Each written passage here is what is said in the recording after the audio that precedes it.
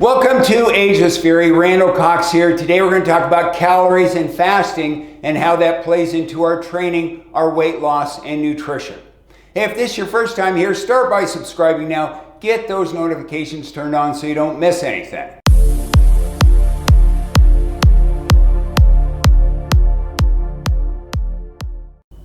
Now, one question is, how many calories should I be eating each day? Well, it's a different answer for different people, and even a different answer for the same person, depending on what they're trying to achieve. When moving into, weight loss mode, the first step is that you're eating the right foods. Okay, once you determine the number of calories that you need to consume, you have to focus on filling those calories with healthy food choices. Now, to lose weight, you need to keep things at a razor's edge, right? In terms of your calorie consumption. Just enough food to function in a healthy way, but enough restriction to lose weight. So as an example, we take a pound, right? Equal to about 3,500 calories. So if we're going to reduce our calories by 500 below maintenance on a daily basis, that's going to equate to, 1 pound loss on a weekly basis. Now ideally we want that pound to be a fat pound and not a muscle pound. So when it comes to muscle, too few calories, that can sabotage our goals, and that we don't want to lose muscle. We want to lose fat. Okay, I'm going to get into a little bit more of that here in a second. Now, if your goal is to lose weight, I feel there are two phases. Now, phase one, look, we need to learn how to eat before we cut calories. Okay, quality calorie equals quality of life. Understanding the quality of the calorie that you're eating is very important. I take a medium-sized apple at 80 calories. I take a chocolate chip cookie at 80 calories. Well, hey, if you want to lose weight, you can't be eating chocolate chip cookie, right?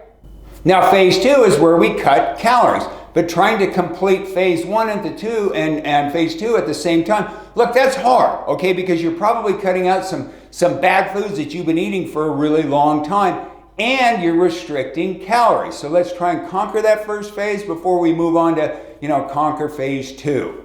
Now, feelings of hunger take some time to overcome, about 6 weeks on average to change a habit. So on a restricted, calorie plan, we have to fight off, those hunger cravings. The key is to get into that zone, where you're eating, the correct number of calories so that you're not gaining weight. Now, also, if you're eating the right foods, you can fill up on low-calorie options that will help you fight off those hunger cravings. Now, managing calorie intake can be difficult, especially when you cut to promote weight loss, as calories are an energy source that, they give us stamina, so when you minimize energy, that's going to have an impact as it relates to our productivity and exercise. So we have, healthy eating is going to equal higher energy. Trying to have a good workout, without a proper energy source is not going to allow you to sustain, productivity for a prolonged period of time. You need to find the balance between your calories and as an energy source and the type of exercise that you can beneficially complete. Because look, once fatigue starts to set in, your productivity is going to drop off, and so will your motivation to exercise.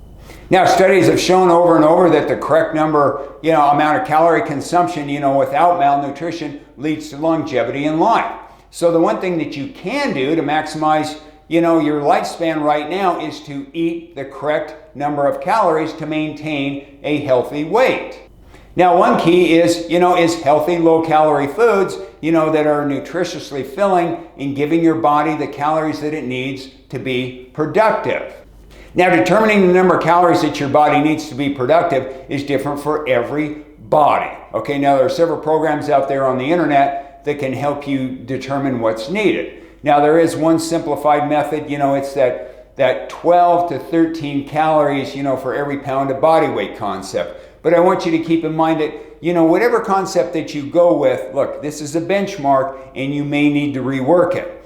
But under this example, so we take a 120-pound woman, we're going to times that by 12 calories per pound, so she would need to consume 1,440 calories. Now we take a 190-pound man, we're going to give him 13 calories, he would need to consume 2,470. Now that we have, a basic plan in terms of, the number of calories to consume, we need to determine, okay, how many meals is it going to take to accomplish? Well, this may be difficult to determine as, different days and activities can change how we eat. And, one simplified equation would be we take those 1,440 calories, we're going to divide that by 4 meals, and, that's going to give us 360 calories per meal. Now, obviously that can vary, but as long as at the end of the day, we're at 1,440 calories. Now, for me personally, on a training day where my goal is 3,000 calories, that might play out, something like I'm going to have a 500 calorie, pre-workout meal, 500 calorie post-workout meal. My midday meal is going to be around 800 calories, and I'm going to finish up my last meal at about 1,200 calories. Now, intermittent fasting is one avenue that allows our bodies to exist in a state of want. Now, this isn't malnutrition or starvation, and has been highly successful for many people to hit their weight loss goals. Now done correctly, you're not fighting hunger. Okay, again, this is a habit that takes time to develop. You start slow, your fasting is, it's 8 hours, it's 10 hours, it's 12 hours, and you kind of build that up. Now, fasting is an eating pattern that involves, periods of food restriction. Your body will not starve, nor will it be deprived of nutrients as long as you're eating, nutritionally rich foods. Now, one study found that fasting can increase your resting metabolic rate. Okay, this means that you're going to burn more calories at rest, than you did before. Therefore, you're going to increase your energy expenditure and you're going to lose weight faster. Now, might be best to consult a medical professional on this. Let's just make sure that we don't have some underlying condition that would, go sideways on us. Now, fasting has gained popularity, over the last couple of years, and that you can both gain muscle and lose fat. I'm not talking about losing weight, I'm talking about losing fat here. Now, I've personally managed to gain muscle, while intermittent fasting. So essentially for me, I eat the same amount of calories, but I condensed it into a shorter time period. So, before I would eat, 15, 16 hours a day, and then I kind of move into a fasting period where, I'm fasting for 10 hours, for 12 hours, just kind of built that up over time. Hey, look, there are people out there 14, 16 hours of fasting, but, that's not my thing really. But look, at the end of the day, eating 2,000 calories is 2,000 calories, whether you consume all that in a 16-hour period or a 12-hour period. But it just, it takes a little bit more time to make sure that you're getting all that food consumption in outside of that fasting period. Now for me, look, I had to, make adjustments to ensure that I had enough fuel to train. So I made sure that my last meal had a good portion of, like a low glycemic carbohydrate that was going to stay with me, into the next day for that workout. Now, if you're looking to lose fat and build muscle, then, that combination of intermittent fasting, and calorie cycling is a good solution, right? Now, this should be based around your training cycle. On the days you work out, you should eat more calories the day before to make sure that you're providing a fuel source. Now, on those off training days, it's going to be the reverse. But, over the course of the week, this will all balance out as long as you monitor it correctly. Now, make sure you drink plenty of water. Some of the foods that we eat provide that hydration for us. So if you go, 12 hours without eating, you need to make sure that you're taking in some water. Look, it's impossible to, gain muscle and lose weight at the same time. Because obviously, if we're losing weight, we're burning more calories than we're taking in. So we have a net calorie deficit, where if we're building muscle, we need to take in more calories. So, there we're looking to have a net calorie surplus. So it's pretty obvious that, you can't have a surplus and a deficit at the same time. And look, I'm either eating more than 2,000 calories or I'm eating less than 2,000 calories, but, we're obviously can't do both at the same time. Now, for me personally, I was able to gain muscle and reduce my body fat percentage at the same time. Now, this was accomplished through, proper calorie control, in which I ate the right number of calories to sustain my weight and allow enough energy to exercise. As I trained, I got stronger, I added muscle, which in turn helped me burn more fat. Look, I didn't lose or gain any weight during this period, but I definitely got more lean. Now, this, of course, is one of those things that takes time to develop, So, you need to be patient for this to work. It's not going to happen overnight. Now, as we get away from the small time frames and start thinking about nutrition over the course of a week, we start having more options. So, for me personally, if I'm on a 3,000 calorie per day eating cycle, I'm looking at about 21,000 calories per week. So say I've got heavy lifting days on Mondays, Wednesdays, and Fridays, I might eat 3,500 calories on a Sunday, a Tuesday, and a Thursday. Now, that's going to leave me about 10,500 calories for those other 4 days. Now, I break that down, that gives me, 2,600 calories per day. So essentially, I'm not really that far off from my 3,000 calorie per day standard.